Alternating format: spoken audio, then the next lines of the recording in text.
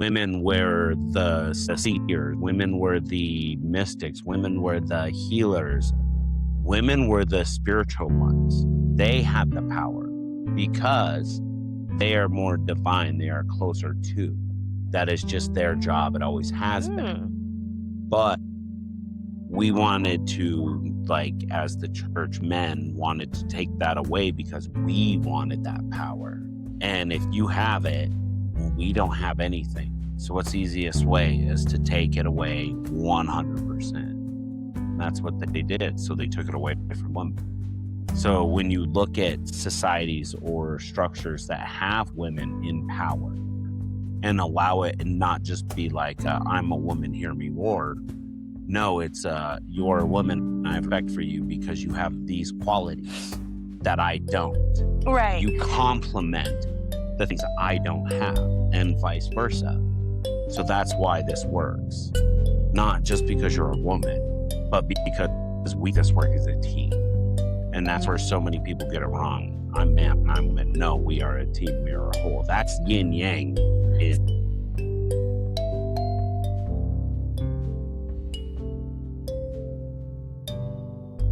Welcome into Folklore and Flourish. Molly's telling us to get started. She's like, come on. She's ready for her nightly pets. All right. She knows that we have a couple hours of editing after, and she's going completely animalistic on us. So we have no time to waste. It's March 16th. All right. Today we are in week 3, the turn. Yesterday we started week 3 with the betrayal. Today is the exile.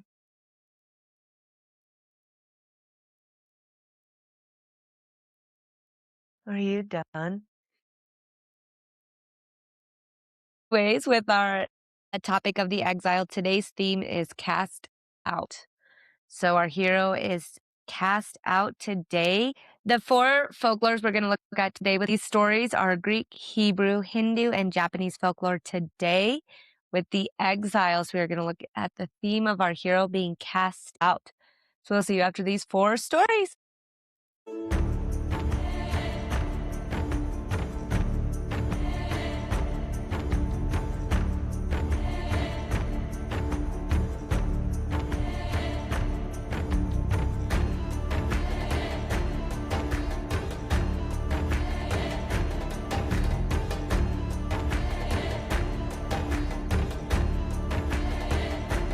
Before we begin, I want to take a moment to honor the cultures behind the stories we are about to explore. The tales shared here come from many peoples, lands, and traditions. I do not change these stories to fit modern expectations or to align with today's social standards. Instead, I present them as they were told, sometimes beautiful, sometimes harsh, sometimes challenging. We are not here to judge the past, but to understand it, to listen, to learn, and to honor the ancestors who carried these stories forward. We also share stories from various religious traditions. These are presented in their historical and spiritual context, with respect for their beliefs that they represent. Every culture deserves respect, context, and acknowledgement, and this space is dedicated to doing exactly that.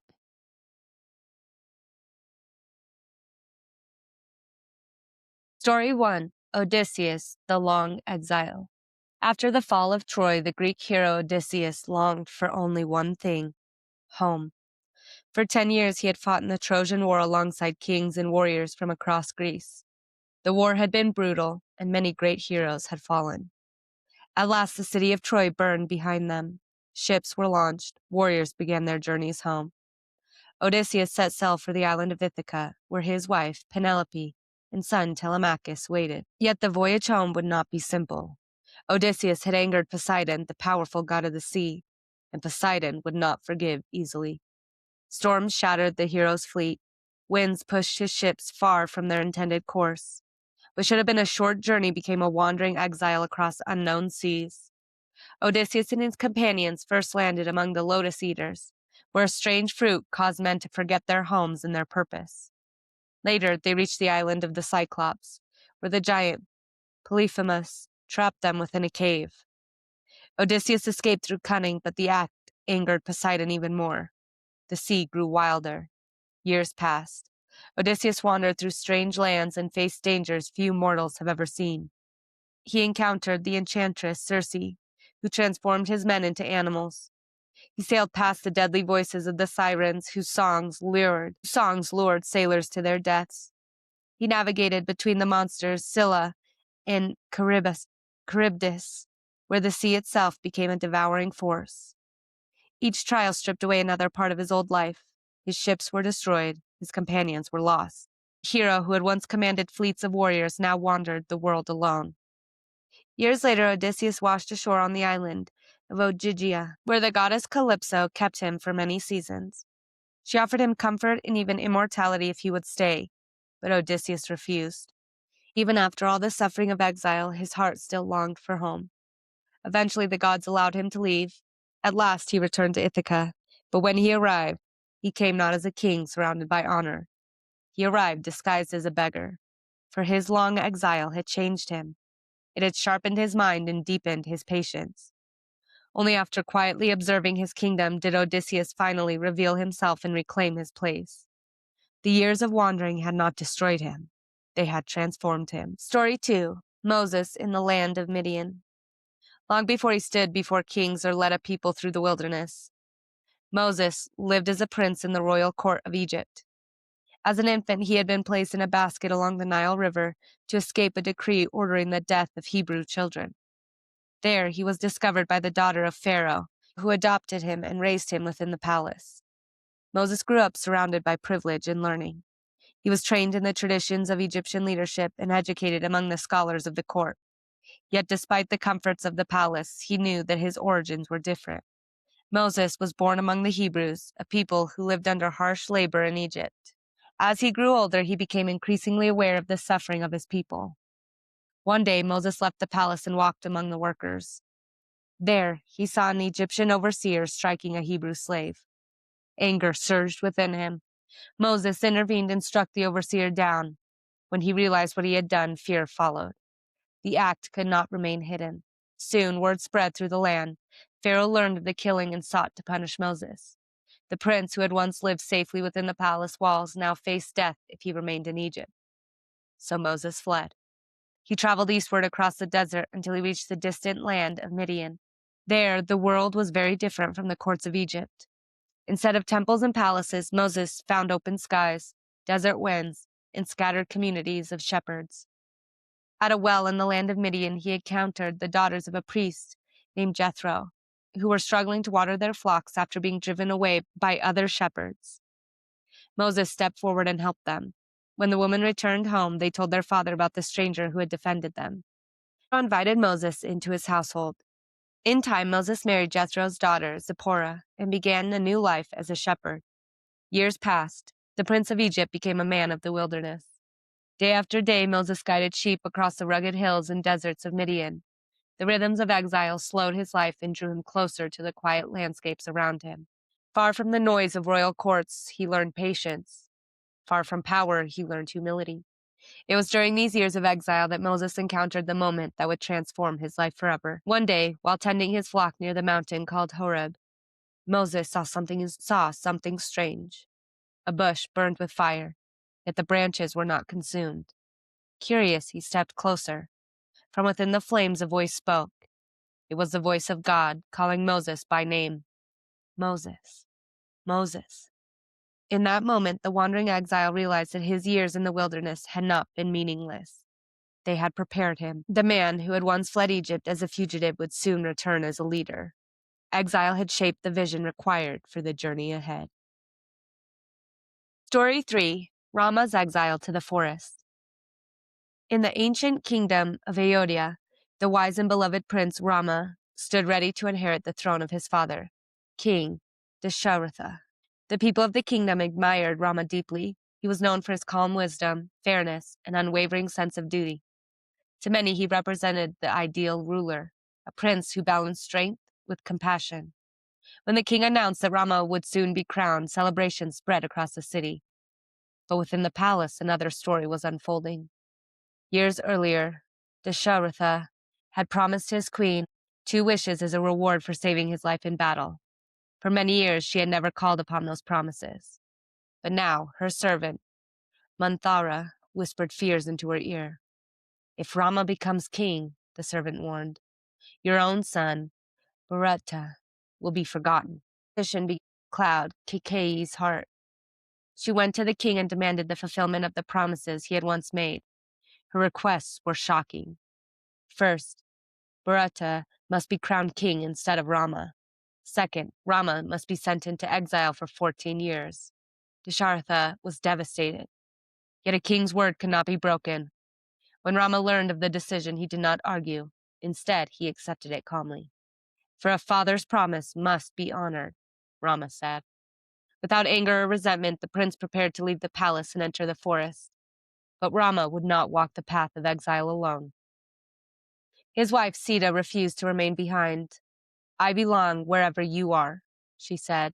And Rama's devoted brother, Lakshmana, also insisted on joining them. Together the three left the city. As they walked away from Ayodhya, crowds followed them in grief. The citizens begged Rama to stay and challenge the injustice. But Rama would not break his father's word. At last the city faded behind them.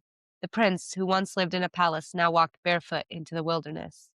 Life in exile transformed them. They crossed rivers and dense forests, living among hermits and sages who dwelt far from the world of kings and cities. Rama protected travelers from dangerous creatures and defended villages from violent demons who roamed the forest. Each year of exile deepened his wisdom. The prince, who once ruled only a kingdom, was learning to understand the vastness of the world beyond it. Yet exile also carried sorrow. For it was during these years in the forest that Ravana, the powerful king of Lanka, would eventually abduct Sita. A single act would ignite the great war of the Ramayana. That single act would ignite the great war of the Ramayana. But the war itself was born from exile. Without the years spent wandering the wilderness, Rama would never have met the allies who would help him reclaim what had been taken. The forest, though harsh, became the place where the hero's path truly began. Story 4.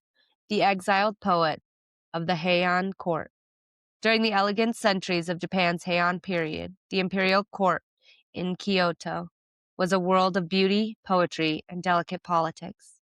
Nobles dressed in layered silk robes and moved through halls scented with incense. Court life revolved around refined conversation, music, and the composition of poetry. A single well-crafted verse could elevate a person's reputation, while a poorly chosen word could damage it. Yet beneath the elegance of the court lay fierce competition. Families sought influence over the emperor. Alliances shifted quietly behind painted screens. And sometimes, when a noble lost favor or became a political threat, exile followed. Among the many figures who experienced such exile was the poet and nobleman, Sugawara no Michizane. Michizane had risen through the ranks of the court through scholarship and intellect rather than noble birth alone. He became known for his brilliance in literature and his devotion to learning. For a time he served as a trusted advisor to the emperor, but success can awaken envy. Members of the powerful Fujiwara clan began to see Michizana as a rival. Through careful political maneuvering, accusations were made against him. In the year 901 CE, the court issued its decision. Michizana was stripped of his position and sent into exile far from Kyoto. He was ordered to travel to Dazaifu, a distant outpost on the island of Kyushu. The journey south was long and sorrowful. As he left Kyoto, Michizane wrote poems expressing his grief at being separated from the capital he loved. One of his most famous poems addressed a plum tree in his garden. If the east wind blows, let it send your fragrance to me. Though your master is gone, do not forget the spring. In exile, Michizane lived quietly, far from the refined circles that had once surrounded him. But the years after his death brought unexpected change. Soon, strange misfortunes struck the capital. Lightning storms damaged the imperial palace. Several officials who had supported his exile died suddenly. Many people began to calm the spirit of the exiled scholar. The court took an extraordinary step. They restored his titles and built shrines in his honor. Over time, Michizana became revered as Tenjin, a deity associated with scholarship, poetry, and learning. Students across Japan still pray to him for success in their studies. The man who had once been cast out from the court became a lasting symbol of wisdom and intellect. Exile had removed him from power, but it had not erased his influence. In time, it transformed it. Welcome back in. Hope you enjoyed those 4 stories of the exile and our hero being cast out. Our lesson of the day is that exile births vision. So exile is actually the birth of our vision and how we see the world. Today, our first story started with Odysseus, the longest exiles. Unbeknownst to him, there were a lot of forces that influenced him and manipulated him and enchanted him to stay in places, right? So he went on for the Trojan War for 10 years, and then it took him 10 years to get back home. That's a huge, huge gap, especially when he left for war, leaving his young son behind. Yeah, he's not a young son anymore. Mm-mm. And it's unfortunate because you didn't get to raise him with your values, like from your mouth. But now that son will get to see he went out and searched for him, right? We've seen that in other stories. The son went out and searched for news of Odysseus. And so he gets to see that regardless of the circumstances, if you can make it home, you better fight like heck to make it home to your people. And for when you're at home, if there's no confirmation of death, like proof of your death, you gotta still believe and still hope. And his exile made him very patient, right? Waiting 10 years to see his wife and his child, 10 years to see his homeland. Because you have to remember with Odysseus, yes, he was very intelligent. Yes, he was a good warrior, but he wanted to stay home. He kind of had some sort of qualities of George Washington, would rather be home tending to his fields. Putting his hand in his own earth and watching his place grow, his people grow. So Odysseus is a Greek hero that actually has a happy ending, right? So a lot of our Greek epics or a lot of our Greek heroes, they have tragic endings. That's a major focus within the mythology of Greece. But Odysseus is like the one that did it, the one that made it, the one that made all of those deaths, mean something, because God, we can't lose Achilles, we can't lose Hector, we can't lose this person, this person, this person, and still have no one to come home to their rightful place. And so Odysseus is the one that thought of the Trojan horse. He was pretty much taken to war, was told, yeah, you're going to, because of King Agamemnon. When you know what could possibly be waiting at your home, should you not survive, what should happen to your wife, the queen, and your child? The biggest fear, yes, of course, a queen is a fear. We know that, women were slaves a lot of the time back then as well. By standing, you're kind of in danger too, right?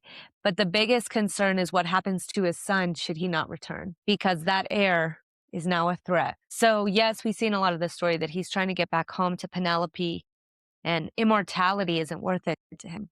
It's not even tricking to get it and then leaving. I love that he's like, no, there's nothing that you could tempt me with. I just want to go home. This isn't my home. And I believe that as much as we see about Penelope and his love for her, which was pretty heavy, if she was willing to unweave that thing every single night, right? To trick her suitors. So an equal pair. It was kind of like King Midas and his wife.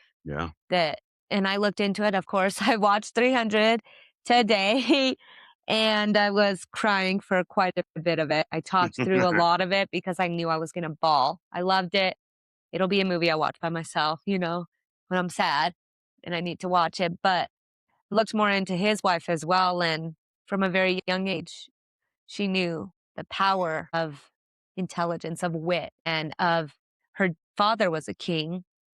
So she probably saw that dynamic of how important a female like the queen is to her husband. So I do really enjoy that both Sparta and Ithaca, I mean, two hugely strong power couples. It's not one is the hero and the other isn't. No, not everything in 300 is accurate, especially the one with the council guide. That's not historically accurate, what he Right. does to her. But I mean, look into her. She's done. She still did political stuff before she was even the queen. Right. I'll let you comment on what the statement is, but it wasn't to the Persians like in the 300. It was actually historically cited as being a statement that she said towards an Athens woman. So did you want to share what it was? Yeah, just the line of that Spartan women are the only women that have men as children, like the only people that have men. Pretty Right. much saying that if you bear a child and it comes out a boy, it will never be a man because we are the only women that are able to bear men. That is saying something. That's a powerful message. And Like, it's a double whammy because when it's inquired about, well, how come Spartan women are the only women that can rule men? That right there. When Sparta had women that were seen equals, right? Could have an opinion. That was a culture shock for a number of people, but it's the respect.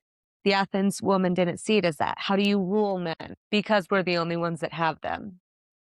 Like you right. can't even understand Because that they real men understood have the respect. partnership. Yes, they have partnership, and you as a woman need to step up too. And honestly, the only reason women are without any type of power right now is because the church from way back when, whatever church you want to say, you could put this church then against women I've heard quite a because bit of claims about that. spiritually, if you look back far, far, far, women were the seers, women were the mystics, women were the healers, women were the spiritual ones. They had the power because they are more divine. They are closer to. That is just their job. It always has been. But we wanted to, like, as the church men, wanted to take that away because we wanted that power. And if you have it, we don't have anything. So what's the easiest way is to take it away 100%. And that's what they did. So they took it away from women. So when you look at societies or structures that have women in power and allow it and not just be like, I'm a woman, hear me roar. No, it's you're a woman. I have respect for you because you have these qualities that I don't. Right. You complement the things I don't have and vice versa. So that's why this works. Not just because you're a woman, but because we this work as a team. And that's where so many people get it wrong. I'm man, I'm woman. No, we are a team. We are a whole. That's yin yang. So then right away, totally. moving into that second story, Moses wouldn't have had a chance to fulfill his purpose had it not been for those females at the Yep. well. Really, the females gave him an opportunity because, yes, it was a damsel in distress kind of thing. But it wasn't just that. No, he it wasn't. saw it and was like, that's not right. What you are doing. It was is just not another right. injustice he was seeing happening to people. Mm-hmm. And so nothing to lose at that point protected them. It's not like he got a reward right away. They went home. They didn't just trust a knight in shining armor and bring him into their home. I really like that part of it was you're still a stranger because that does happen sometimes. It's when you're a female and you're told don't pull over when you're alone, even if it's another female. And that's scary. And so they had this caution and then they welcome him into the home. But huge what those females did just by their presence being there and then requiring help, right? That needed to come from Moses. Right. And able to move forward. But through Moses's exile, he learned what love was, what community was. He learned all of these different aspects, not just he was wandering, being a shepherd, and then a bush spoke to him. That it's way more complex than that. He was humbled when he went out there because he was raised in palace. He was raised with all of these advantages in life, right? Moses. And then he goes out there and he is stripped of everything. He's in pure exile, right? Mm-hmm. We'll just move into the third one then, because we've seen Moses. We see a lot of runs with him. Yeah, I just think of the Christian Bale movie repeatedly. The Exodus, yeah. And so sometimes exile removes us from the life we knew so that we can become the person we were meant to be. Moses was meant to survive the assassination of all those Hebrew babies. Yeah. He was meant to be found by the pharaohs, a wife or daughter or whatever it so was. he could be trained. Right. And because he got all that education, all that Right. political education, I think was the biggest thing that he gained through that. The ability of speech, right? The ability to kind of hold your own is what he was able to learn. And then he gets that stripped away. He's humbled. Okay, now think about the fundamental things learned there that are truly important because they don't require possession, titles, status, nothing like that. He learned that through this tribe that he joined. And when you look more into Moses, you see just how much that community and that tribe pushed him, but were also very comforting and loving to him through his exile, right? Just goes to show that you never know when an act of kindness is going to shift your entire life. So the third one, I didn't realize that Rama's exile was tied to this.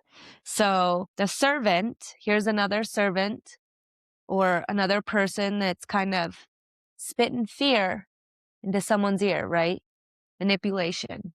That's all it is when we try to get people to be afraid. Even if it's like, well, I wasn't trying to make you afraid.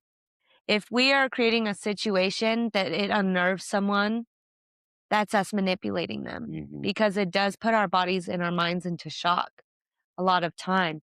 And it's unfortunate that her servant really did this opportunity and kind of pulled the strings to make sure that this happened, right? And then he bears the exile with serious honor and respect for his father. No, your word is your word. And I mean, that father, this is what's hard, but I think this is a beautiful example of understanding that your partner is your or die. Your partner comes before your children. Yeah. This was a beautiful example of that. Yeah, because she did not have to go. And if you guys do remember, this story was told earlier in the year. This was a blind marriage. Sita and Rama. These two just were married. I mean, I don't know how long prior to this, but the way it makes it sound is very soon after, where she didn't have to go. But she was like, you know what? No, I got you. I'm with you. Right. So we have that partnership dynamic. The son Rama who's suffering, who's acknowledging his dad's place is next to his queen. Truly, that's your partnership. You gave your word as a father. You hold that. I can do fine, And it wasn't just him. He was deeply loved enough that, yes, his wife, even from an arranged marriage, I mean, how lucky you must be. Arranged marriage, get someone like that you're willing to be in exile for. Yeah. Not just you have to, you're willing to go into the unknown, and then his brother too. Yeah. So I'm assuming it was his younger, right? Yeah, I believe so because he was the Rama rightful is heir. the rightful heir. Mm-hmm. And it did say that, yeah, his devoted brother. So that kind of just makes me also realize that there's a part of that I missed in terms of, unless it was an earlier story, obviously this isn't Rama's mother. If she's worried about her son not getting the throne, her son being cast aside. So then we can kind of assume that the queen isn't Rama's actual mother, which, as someone who is only a step parent, I really thought that was beautiful too. That I acknowledge your promise to your partner, and you are obligated to uphold it. I will not stand in your way.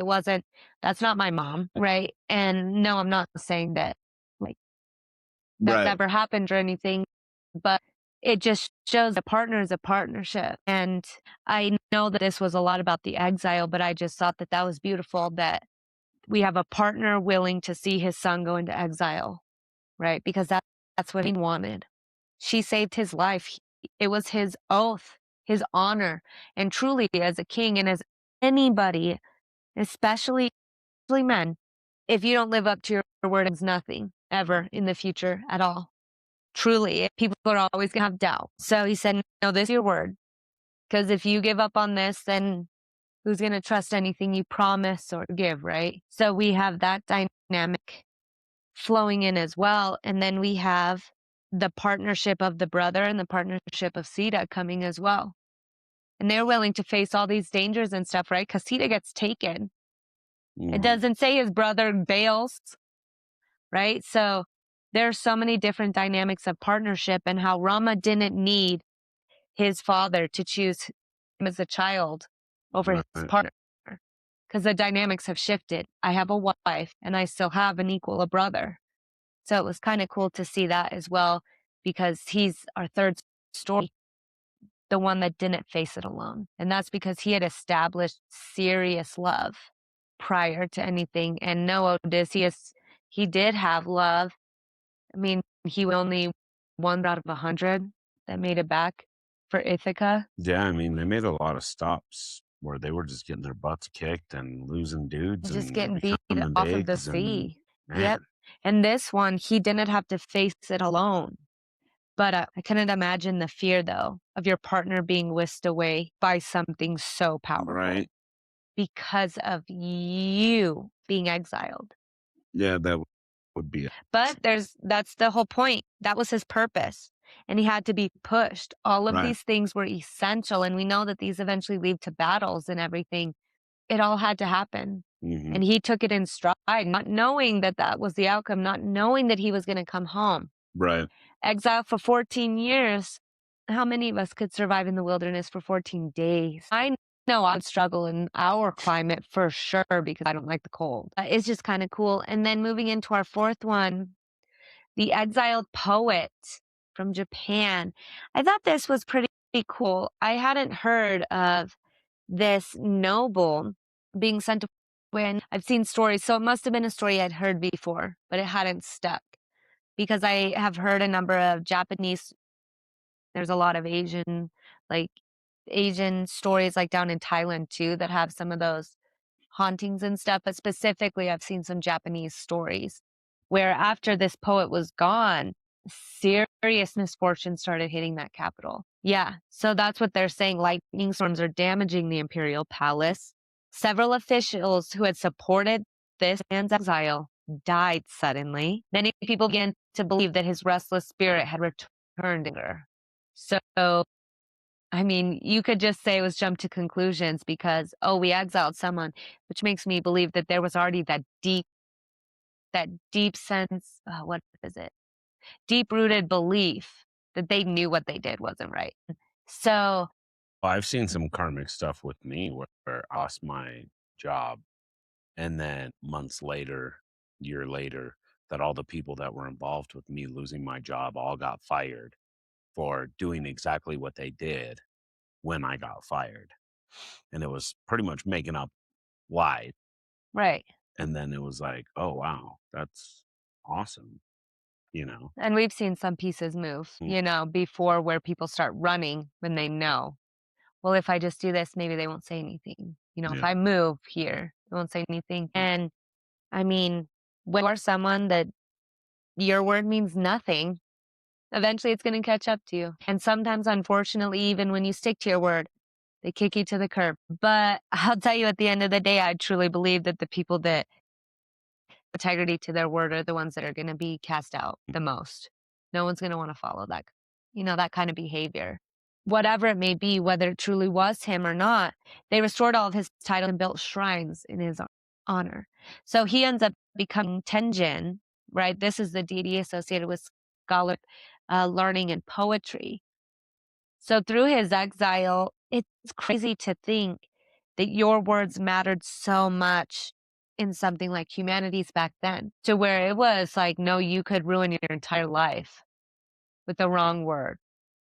but you could also gain status through the right ones. So that was kind of cool to see that there are a lot of hierarchy systems around the world, and we know that Japan has some serious structure with it. But how cool that the way you express yourself could get you potentially a chance to be seen, to be acknowledged, to have an opportunity, even when you're, nothing. But I thought that, It's like America's Got Talent. right? And so Or Britain's Got Talent, or Europe's Got Talent. I know that talent shows all over the world. It's kind of like that. That's the new age thing, but kind of like that, yeah. And so this one, unfortunately, it wasn't just that it wasn't necessarily his words themselves. It was the fact that he had potential to be a rival to those in power because his words were so well. So I see you as a rival. See ya. Again, all that takes is a little bit of gossiping, a little bit of gossip here and there. And honestly, you gossip to the right person, they'll tell everyone else for you. I mean, I immediately thought of someone that is exactly like that.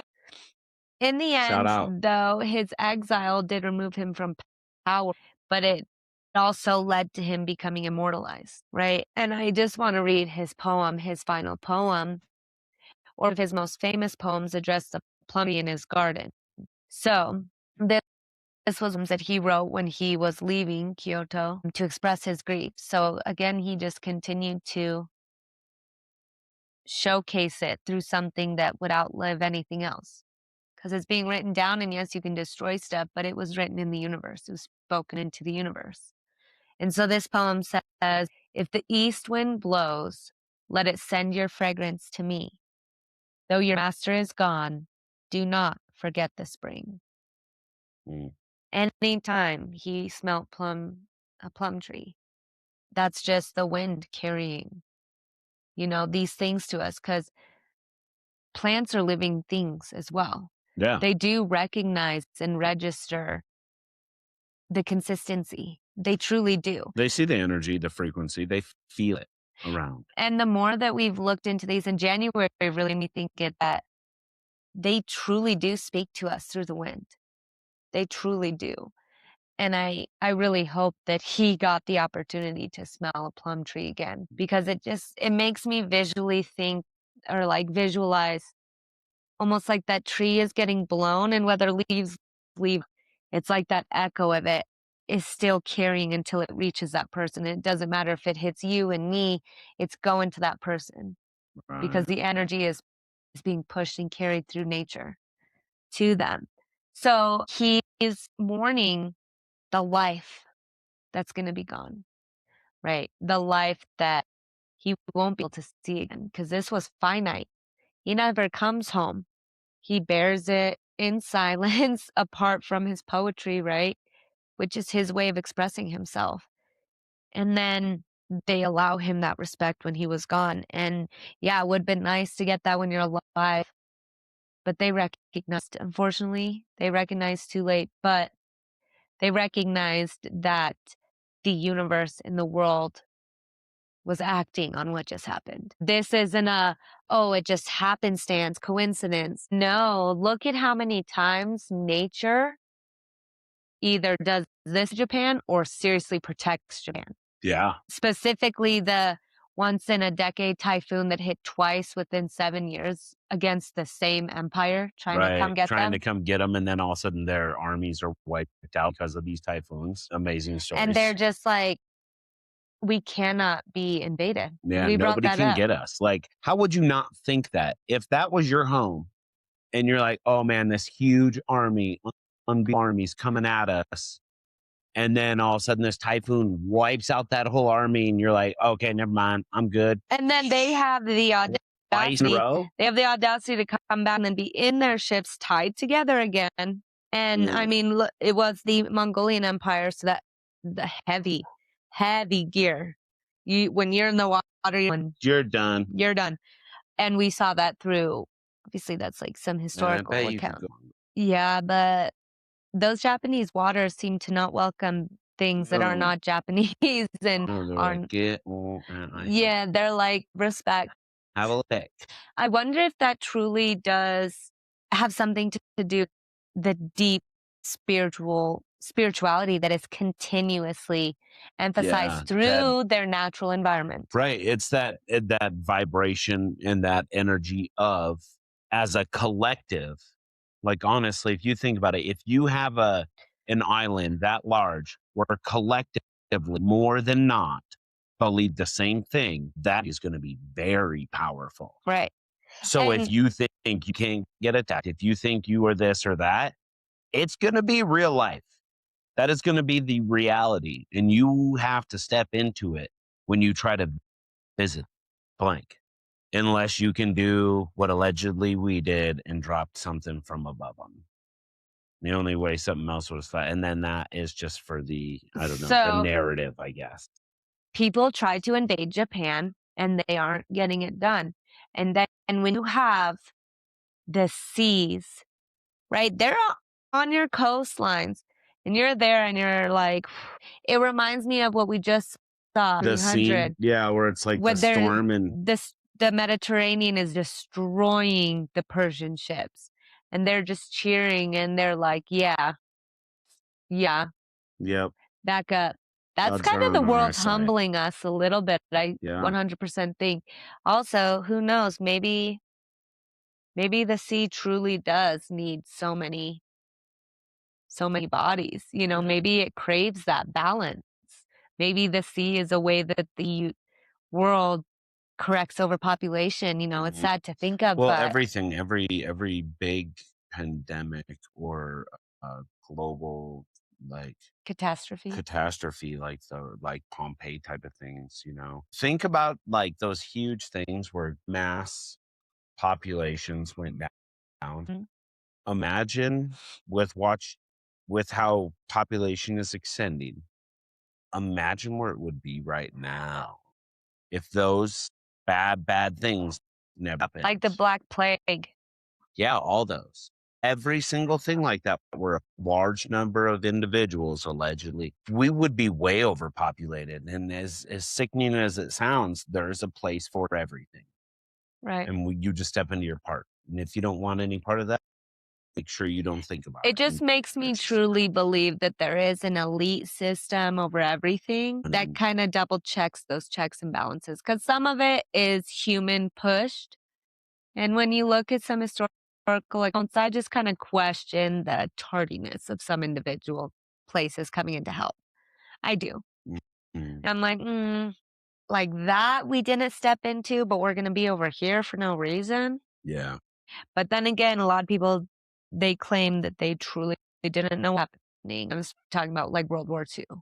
There are some places that still do not believe that the Holocaust existed Right. and it was real. And I think that that's why, at least the claims are, that the community that suffered, yes, the Jewish community was the largest casualties, do not tear that down, because if you tear it down, it never happened. There are some places that it didn't happen. Yeah. They're like, you're crazy. But also, And then there's let's move places that forward. don't want to talk about it because they're ashamed that it did happen. And we have to look at it from that perspective. Give them some grace, Right, because we are truly almost at the point where everyone involved in that is gone. Pretty much. We should be really darn close. Right, and there might be some people that didn't serve that were young kids during that time. Secondhand, yeah. But now it's mostly great-grandparents, like great-grandkids. it's right after, I think, war, you got to catch those people, those war criminals. I'm not talking about soldiers following their commands or Right. their duties or their responsibilities. I'm not saying that people that are fighting for their country and their family are wrong in any way, shape, or form. Right. Because they're even doing Germans, what they think is they're hearing is right. They're like, even okay. just to serve, some of them. There were other groups within those camps. There were people that were so scared to go fight and had to, So I'm not at all talking about those people. Yeah. We're talking about people that commit war crimes that go way beyond. Mm-hmm. And it's on ethically all what's right. sides, unfortunately. Nobody is innocent in that. And I actually got a book. I didn't know this. I got a novel. It's It's the 1865 edition. So I actually have an 1865 copy of this prisoner of war from the Civil War. Oh, wow. So it's our own prisoner of war from our own country. And of course, it's very fragile. So I have to wear gloves to even look through it because the binding is fragile. The paper is fragile. It's not old, right? But my sister found it in Wisconsin, like Madison or some old stores where I got that Shakespeare book, a couple Raven, Edgar Allan Poe stuff. But I remember asking about it because her husband is a history kind of major, and asking about it. I had no idea that we did that to our own people. And then when I looked into what we did to the Japanese during World War II, and I'm talking about the American Japanese population, people that were born in America, some of them, that we kind of put them into these areas too and locked them in. And we're like, well, it wasn't like concentration camps, right? But it was prisoner of war camps a little bit. And it kind of shook me to realize that you don't have to cross the ocean to see injustice anywhere. You truly don't. I mean, we have to drive, 1 hour to see a massacre site? 2.5 to see the second one? Yeah. Like major Native American massacre sites around these parks too. And, there's just loss everywhere. But anyways, let's get back to this. I see, though, the exile, it births our vision. Sometimes it takes those 300 strong warriors to fall, to unite the rest of the people against a common enemy. And it sucks. It sucks because you go, yeah, I bet it was necessary to those 300 widows. Well, 299. 199, right. But then he went back to fight again. And he was did. in the front. So. But I loved how the one smiling, I just loved how we've never met a foe that could give me a glorious Spartan end. Yeah. Isn't it exciting? I knew when I heard that line from that actor I brought up the other day, I was about to be devastated. That's why I talked to the. Yeah, I figured. And I'm over there biting my finger, trying not to man tears. So I was like, "You got this, bro."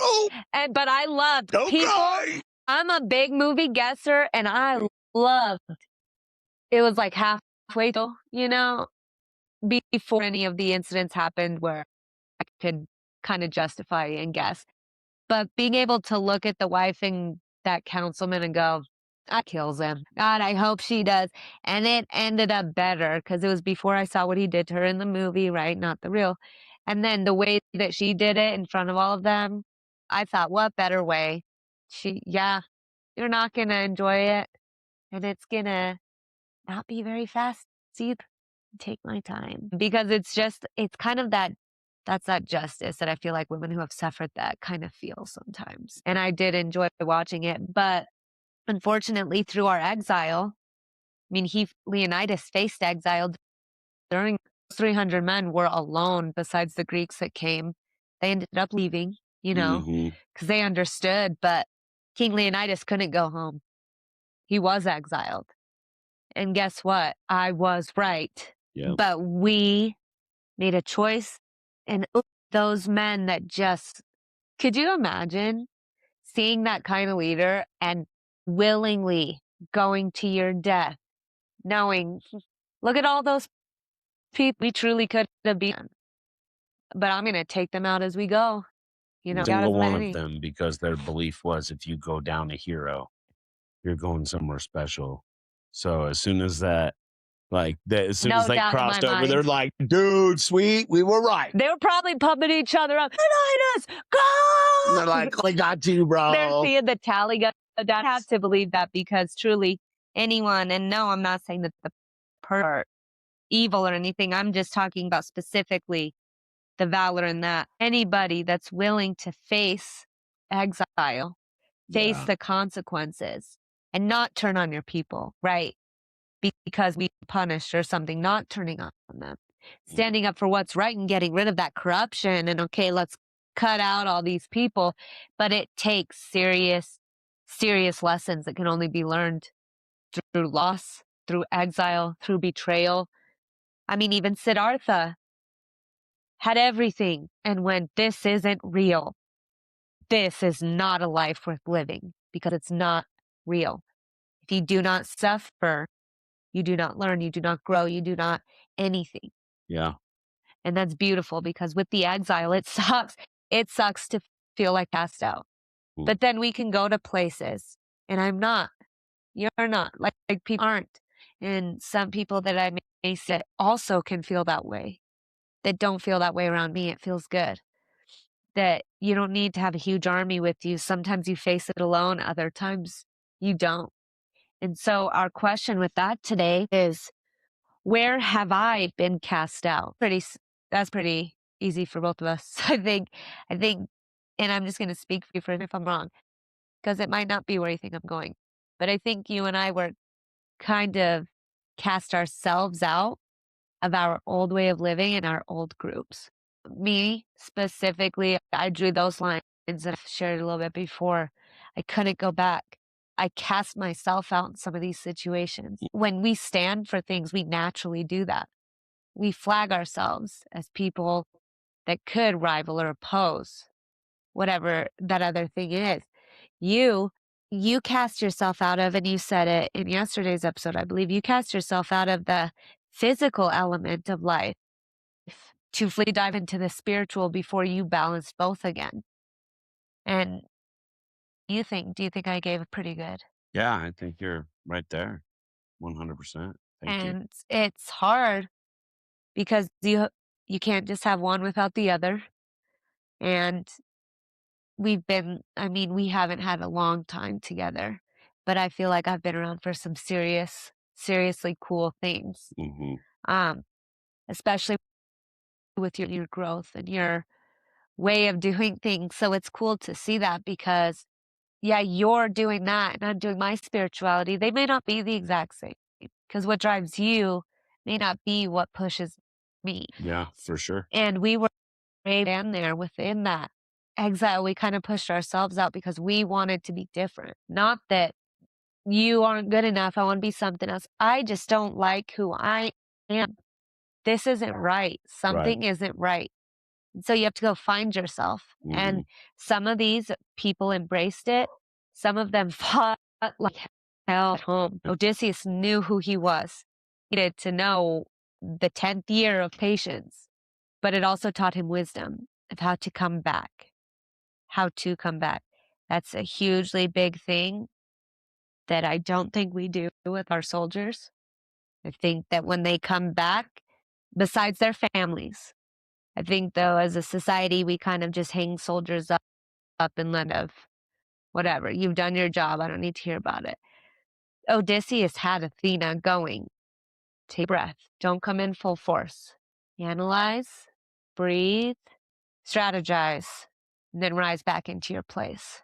That's what people did, right? And so whether it's a physical exile, a spiritual one, or an exile of the mind, be gentle with yourself when you come back.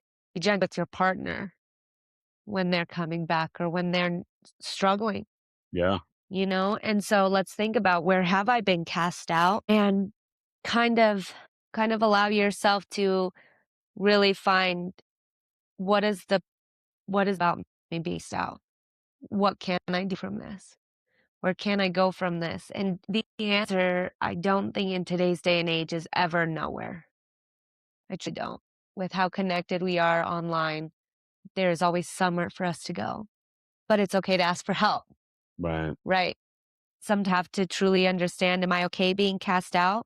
Or is this thing that needs time and then I can come back? What am I going to do? So today, you are going to face exile alone. Okay. It's not necessarily exile per se, but you are going to take a brief walk alone. You're going to deliberately pay attention to your surroundings. What is out there? So if I am walking alone somewhere, and do it safely. If it's not safe, go with someone, right? What else is out here that's also alone? What else is moving and working its way? Because I'm coming in and disrupting that environment.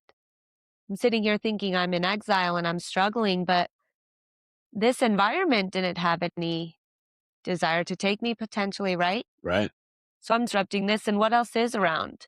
You know, there are some environments where we go, God, this is an ugly environment, it's gross, and then you see a beautiful bluebird land on a dead sagebrush. Yeah. And you go, how? How is that beauty here? And then you see all the earth and everything, but then you see the bright, that like deep blue and the white on the mountaintops. Being touched by that sky blue and the white crisp clouds, and you go, wow, there's so much beauty as well as danger in the exile. So take a brief walk alone and just check your surroundings. Even go sit on your deck, check your surroundings, breathe in the fresh air. And then I'm going to leave you with vision sharpens when belonging is taken away. So take a breath and just, what is it trying to show me? What can I learn from this? What can I do? What do I do? And then just do it. Right. You know, but remember to take your time back into it. Give yourself some grace and love, like you were saying. And then that's all that I have for you guys today of the exile. Sweet. Yeah. So our exile today was pretty fun. Tomorrow is March 7th. Yep. So tomorrow is the revelation. Nice. So the turn is a lot of heavy lessons. So the test, we had a lot of key aspects. The monster, the weapon, the ally. The turn is heavy lessons. Betrayal, exile, revelation, atonement, vision, resolve, oath, right? So we have, again, where we're tested with our what we're willing to stand for, but then how resolute are you in it? And that week 4th, pretty awesome. You got victory, crown, law, legacy, blessing. What is it? Threshold, rest, and what's the last reflection. one? Reflection. That last week is going to be a nice. And we chill start off the last deserve. week with battle, though. Yeah. Battle, but sacrifice, then what happened? Our hero was settling. So we that get to sounds see fun. Odysseus settling back in. We get to see the other side of things. All these stories where we've been like, oof, oof. Don't worry, we will see the other side.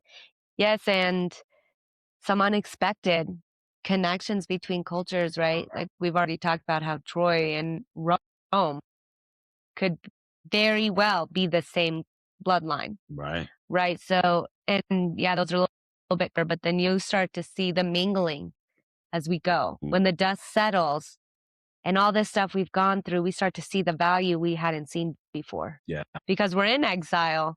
And if I'm in exile, I probably am not too picky about who my company is. If I have company sometimes, I'm probably just going to take it. Yeah. So we get to that point and it's exciting as well. And I can't believe that we're already in our 3rd week of our hero, our tested hero. Right. Because I don't think we get to see another hero focus until like June. Oh, wow. Yeah. That's I mean, we'll fun. have a couple here and there, break. but we get I mean, I guess it's March, so it's the first transition month into summer. Of course, we're going to see them. But with that, stay with us in this March month. We're in the turn. Thanks tomorrow, for coming in. Yeah, tomorrow's St. Patrick's Day. So, you know, What day post is your it for you favorite. tomorrow? Yeah, post your favorite story. If it is St. Patrick's Day, post your favorite St. Patty's memory or fun little folklore piece. If it's not St. Patrick's, another day or another custom that's practiced on What's that your day. favorite custom of today that led to St. Patrick's Day being celebrated, possibly? And let us know. But with that, I'm going to go ahead and sign. All right. Thanks, guys. Appreciate you. Love you.